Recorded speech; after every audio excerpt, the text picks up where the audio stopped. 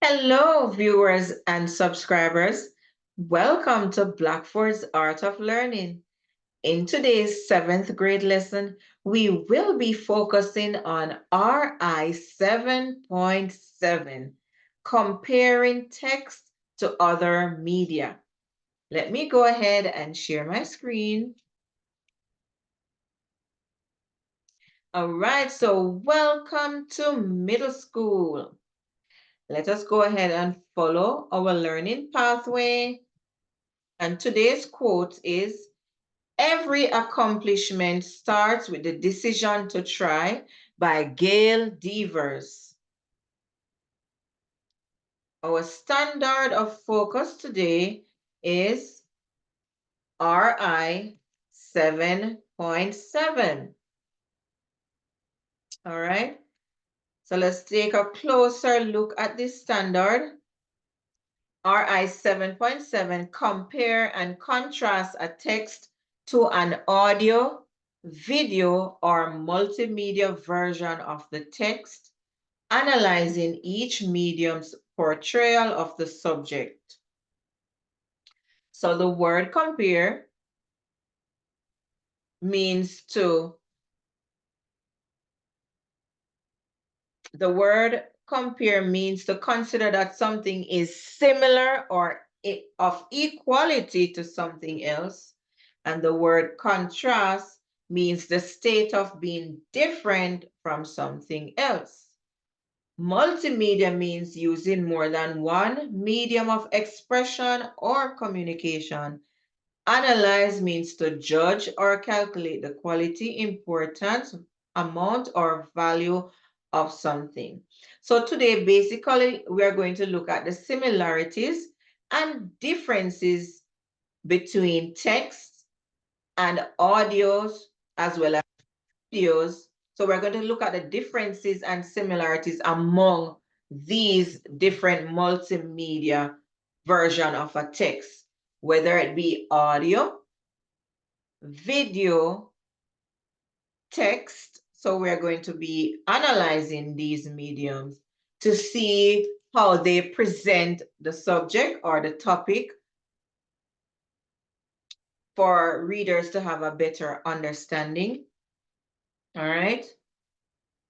So let us go ahead and watch this instructional video comparing text to audio.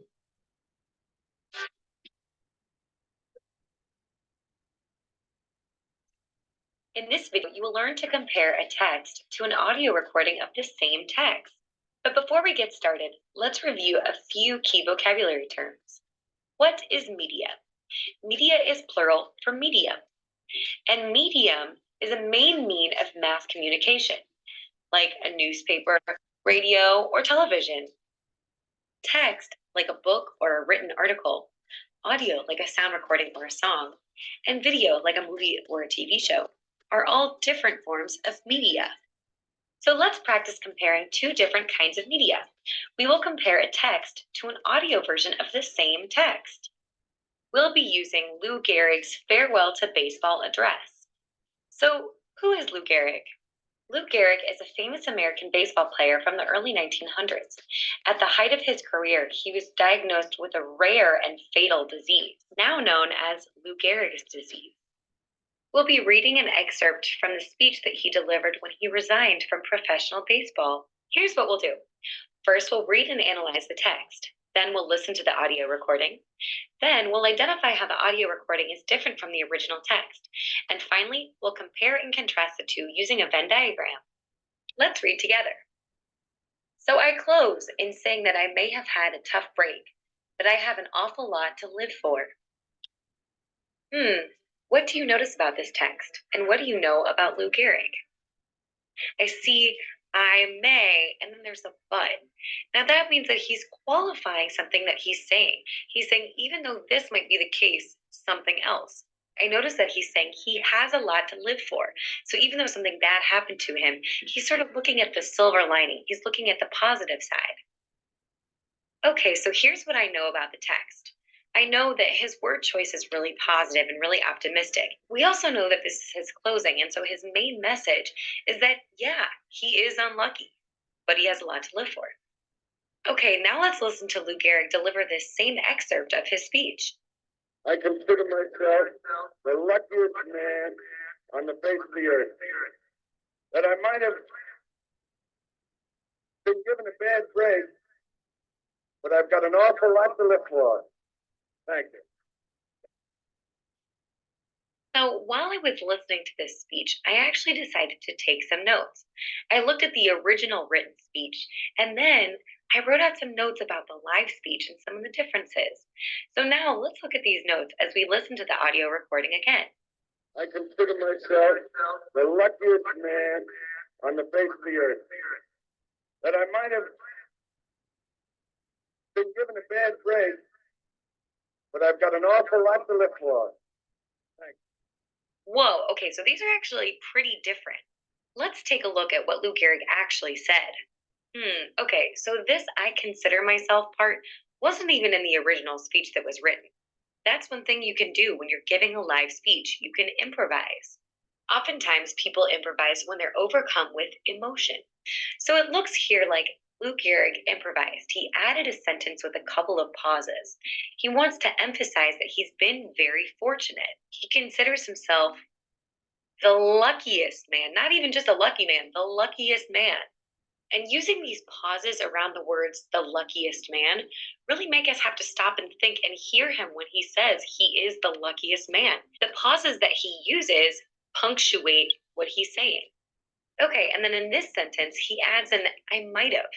Now, he's using a contraction, which to me is a little bit less formal and a little bit more personal. He also takes a big, long pause after I might have, which means he's probably not happy about this fact, but he's still going to look on the positive side. I can also ask myself, where is this speech being delivered? With clues like, I consider myself, and guessing that he's delivering this in front of his loving fans. Okay, so let's recap what we've observed about this audio clip. First of all, we know that Lou Gehrig improvised. He also punctuated his speech with pauses that gave a lot of emotion and conviction to what he was saying. We also thought about the context where it was being delivered and who he delivered it to. And then we looked at the main message.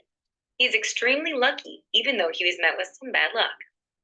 So now let's compare the text and the audio version of the text using a Venn diagram.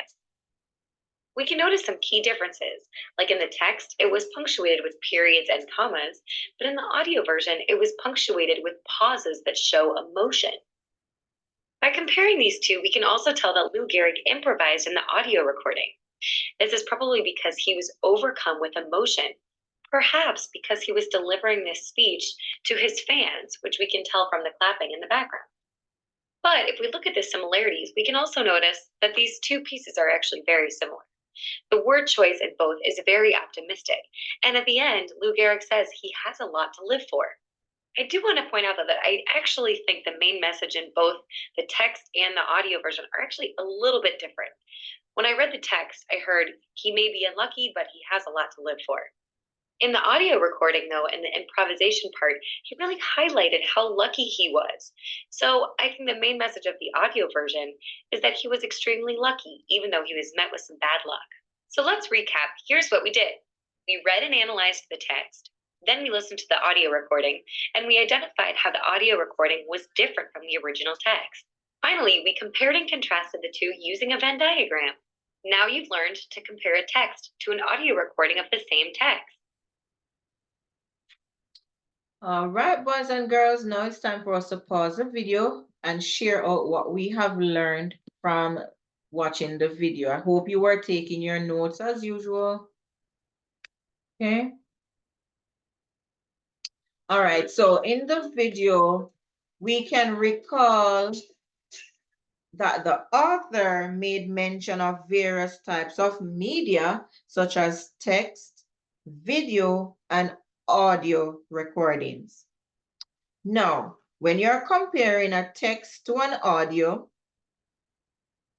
we can realize in the audio that the punctuation and pauses are shown, as well as emotions. You can, the punctuations and pauses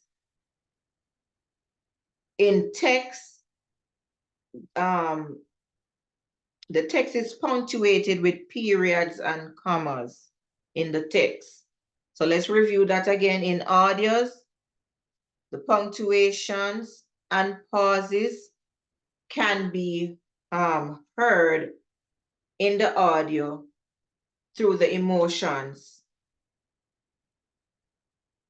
While in the text, we can see the punctuations such as periods and commas literally as we read along.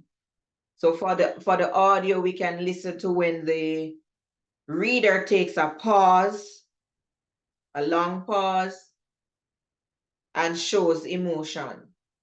You can hear the emotions in the reading or in the audio recording. But in the text, you can actually see the periods, the commas, the different types of punctuations that are used.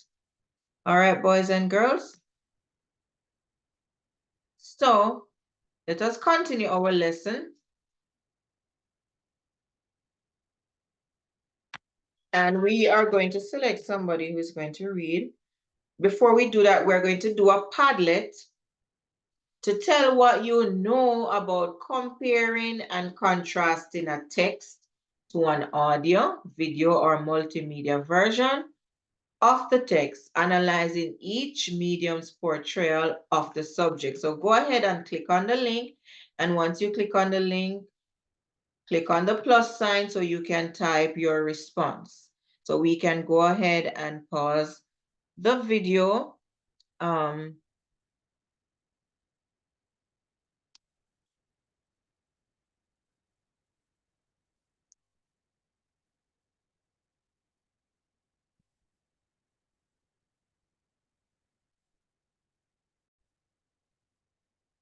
So for example, when we compare and contrast a text to an audio, the text is punctuated with periods, commas, etc. But in the audio recording, we can actually hear the pauses and show of emotions. All right, let us continue to learn more about our topic. We're going to use a picker wheel to select someone who will read for us today.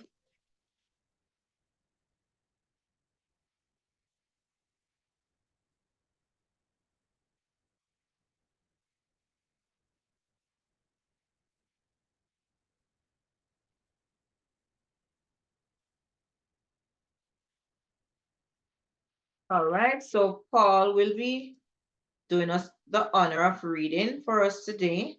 So today you're going to complete your benchmark Form B to review some lessons that we have done in the past.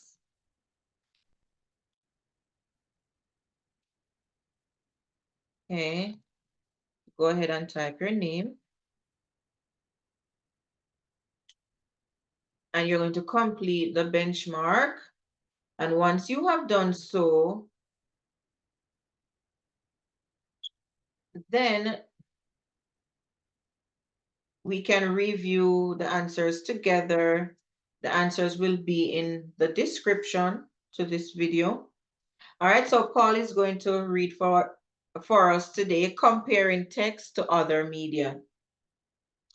Think of a recent news story that made you feel sad, excited, angry, or amazed. Maybe it was a natural disaster or an important sporting event or something that happened right where you live. How did you first hear the news? Did you read it online, see a TV news report, hear about it on radio? How information is delivered can be as important as the information itself. That's because images and sound often affect how people react to news. The first televised presidential debate in 1960 proved just how important images are. Americans who listened to the debate on the radio were positive that Richard Nixon won, but almost everyone who watched it on the TV felt just as strongly that John F. Kennedy won. Why? Well, experts thought it was because of the way the men looked. Kennedy was younger and appeared very relaxed. Nixon was older and was sweating throughout much of the debate. When you read and then view a speech, you can understand how the way in which you receive information can affect your response to it.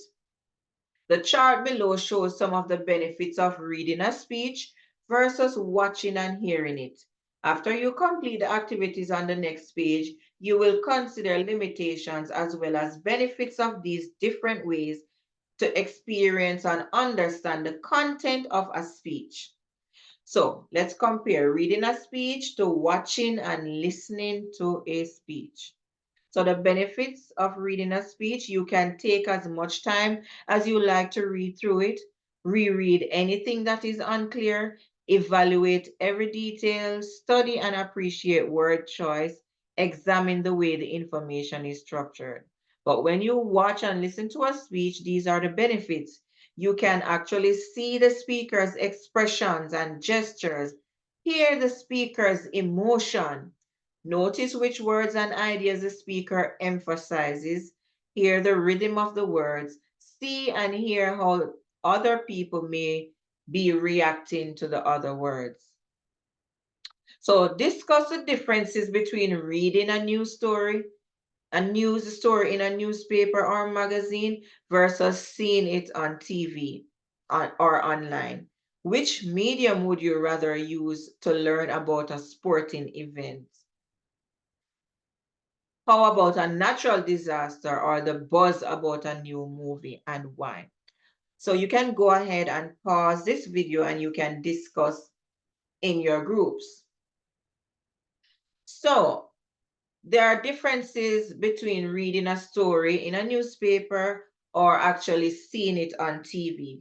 When you read the newspaper, you can read all the written information. You can take as much time as you need to read it through. You can look at the word choice that they use, right? You can highlight anything that you see is important. You can reread it. You can read it multiple times to get a clearer understanding. But when you actually watch it on TV or online via video, you can actually see everything that's happening. You can see the expressions of the people in the story. You can hear their emotions, right? And you can see what they emphasize most in the video. So I feel like watching the video would be more effective, would be a more effective medium. Just like learning about a sporting event, I would prefer to use a video to actually see the sporting event being played, because a lot of people learn more by actually being able to see the actions being performed. Also, for the natural disaster, I would prefer seeing the video recording. Just like a new movie, I'd rather see the video recording of this movie. All right, so let's continue. On page 197, you learned how reading a speech can be a very different experience from watching and listening to one. Now you look at a specific example of a famous speech as it appeared in print and on TV. Think about how the medium used to deliver the message affects your response. Okay? Read this excerpt from President John F. Kennedy's inauguration speech. It is considered to be one of the best inaugural speeches in American history. Underline words and phrases that seem especially powerful. All right. So, President John F. Kennedy, excerpt from his inaugural speech, January 20, 1961. In the long history of the world, only a few generations have been granted the role of defending freedom in its hour of maximum danger. I do not shrink from this responsibility. I welcome it. I do not believe that any of us would exchange places with any other people or any other generation. The energy, the faith, the devotion which we bring to this endeavor will lighten our country and all who serve it. And the glow from the fire can truly light the world. So let's underline this part.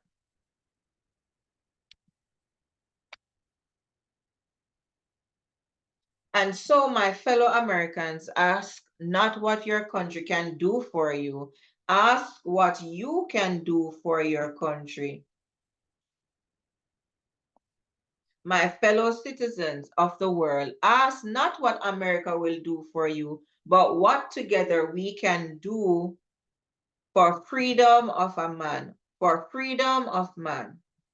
Finally, whether you are citizens of America or citizens of the world, ask of us here the same high standards of strength and sacrifice which we ask of you. With a good conscience, our only sure reward, with the history final judge of our deeds, let us go forth to lead the land we love. Now that you have read the excerpt, you'll find out how Kennedy actually looked and sounded when he delivered it. First, you'll hear the speech. The second time, you'll both hear and see it. Take notes on what you notice as just a listener and then as both a listener and a viewer, where the phrases and words you underline in the text of the speech, the same ones that impress you as you listened and watched. Were the phrases and words you underlined in the text of the speech the same ones that impressed you as you listened and watched? So now that we have read Kennedy's speech, we're now going to listen to it and compare both the text to the video recording to see which experience is more powerful. All right.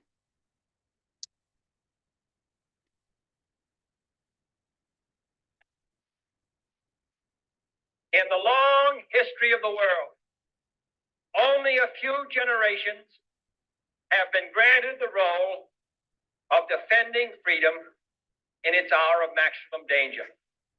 I do not shrink from this responsibility. I welcome it.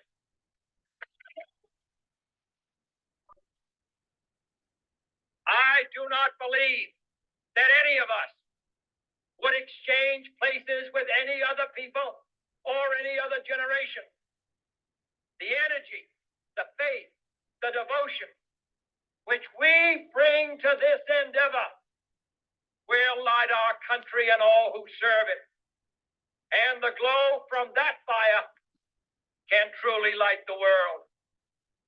And so, my fellow Americans, ask not what your country can do for you, ask what you can do for your country.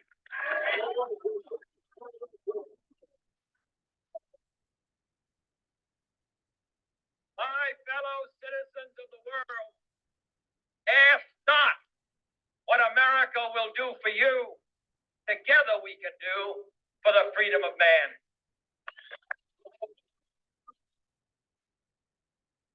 Finally, whether you are citizens of America or citizens of the world, ask of us here the same high standards of strength and sacrifice which we ask of you. With a good conscience, our only sure reward, with history the final judge of our deeds, let us go forth to lead the land we love, asking his blessing and his help, but knowing that here on earth, God's work must truly be our own. All right, so you have just listened to the video recording. So which one do you think is most powerful? You can indicate. We're gonna pause the video and discuss. So I would think that the video obviously is the most powerful because you can hear his emotions. You can actually see his facial expressions and his gestures. You can hear the crowd applauding him, right? So this effect you would not have while reading the literal text itself. So I prefer the video recording, right? So we just listen to this section. Now let us continue.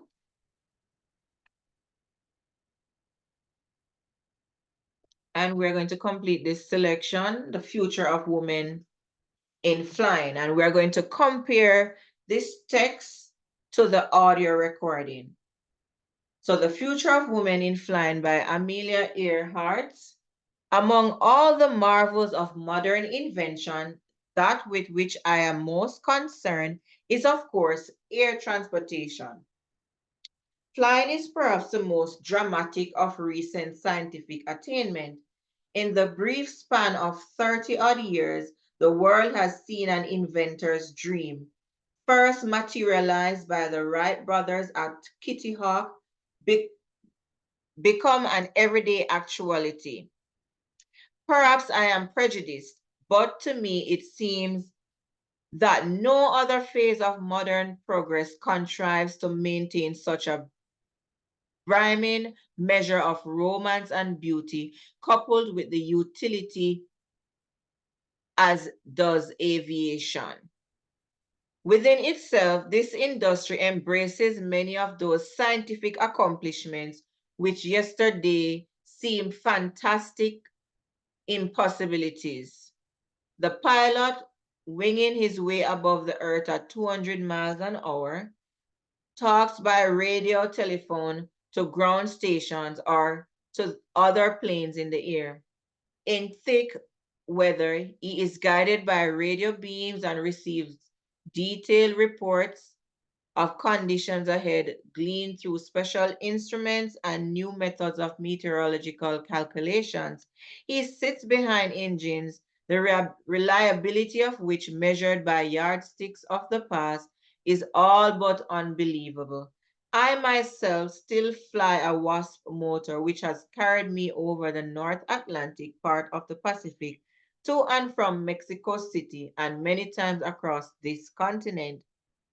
Aviation, this young modern giant, exemplifies the possible relationship of women and the creations of science, although women as yet have not taken full advantage of its use and benefits. Air travel is as available to them as to men. All right, so we are going to listen to the audio recording of Amelia Earhart's speech. She was the first woman to fly an airplane. And it says this woman, Amelia Earhart, she exemplifies the possible relationship of women and the creation of science. And even though women have not taken full advantage of this use, air travel is available to them as it is available to men. All right.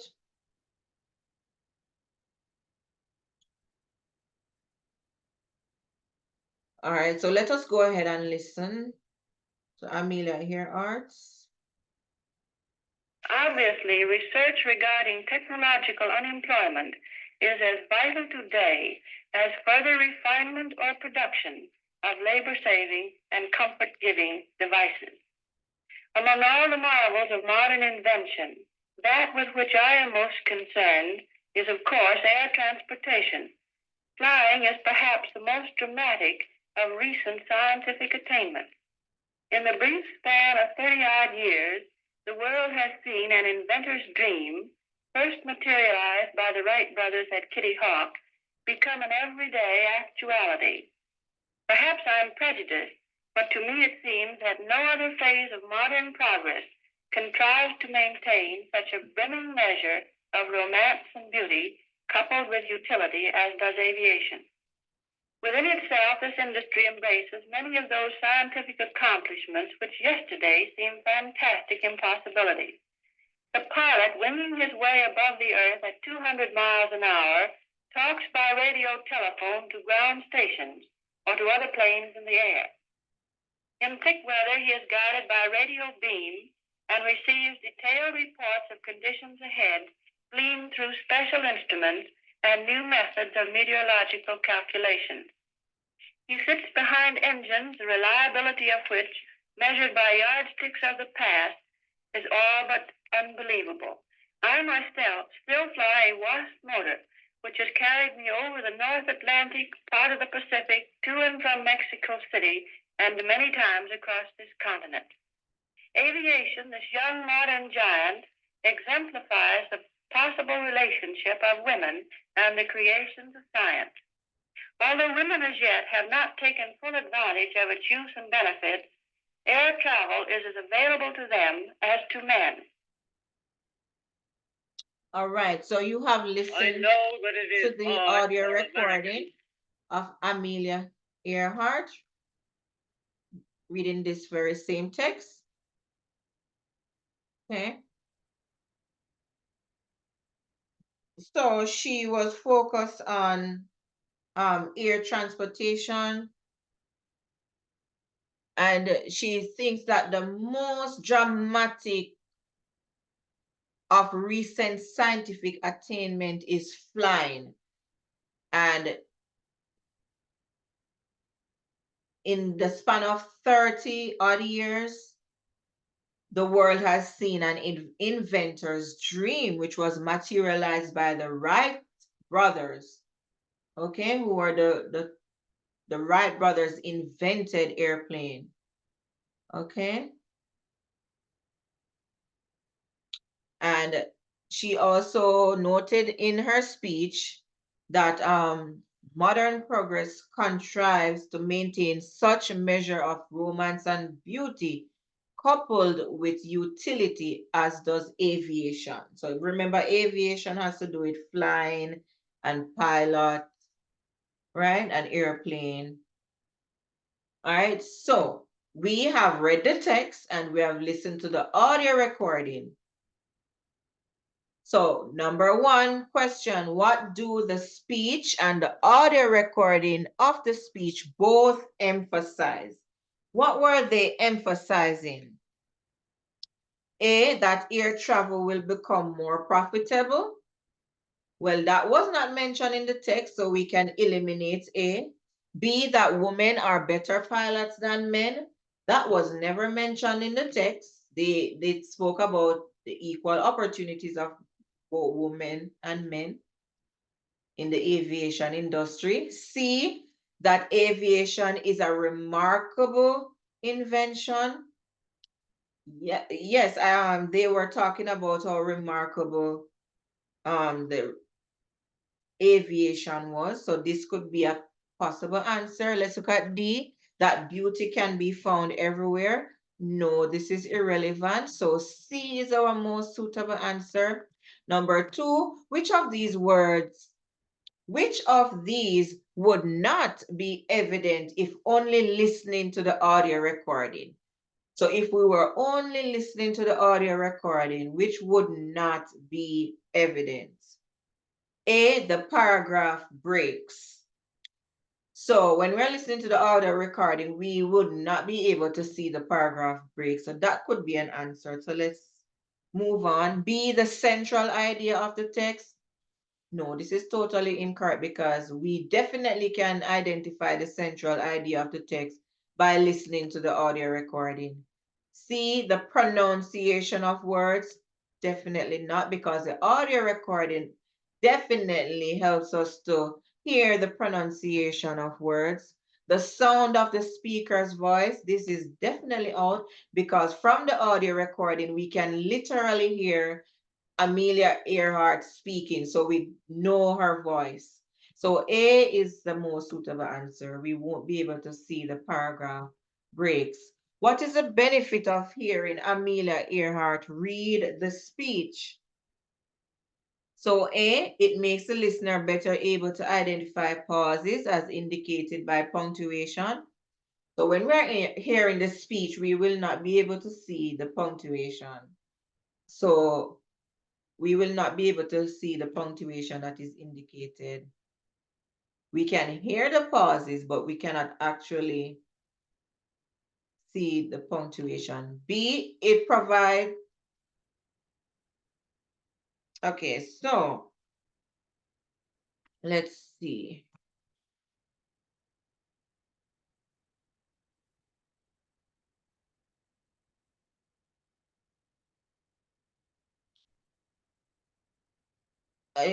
B, it provides the listener with a visual image of the points the speaker makes.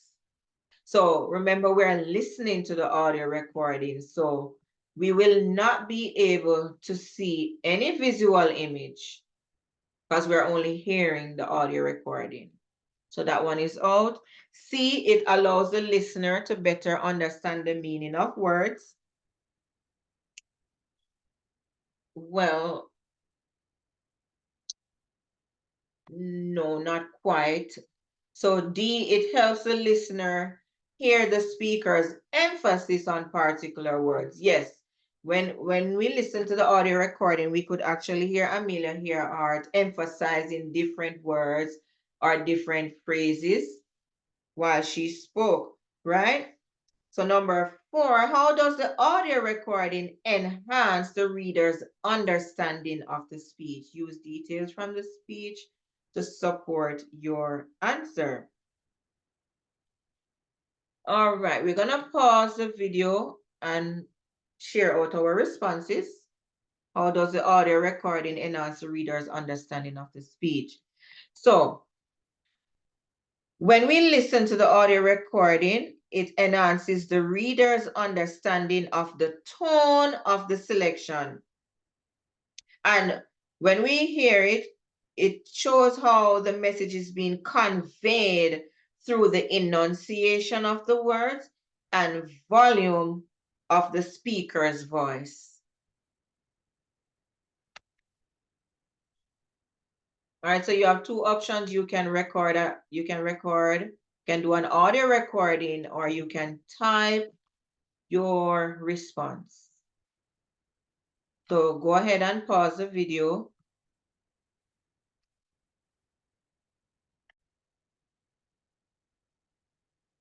Okay, so once you have recorded your response, we will now move on. So thank you, boys and girls, for all your hard work and dedication. Okay, let us move on to our small group activity. And here you will be completing your news ELA activity. I'll provide you a printed copy of this activity. You'll also do common lips, the tea ceremony.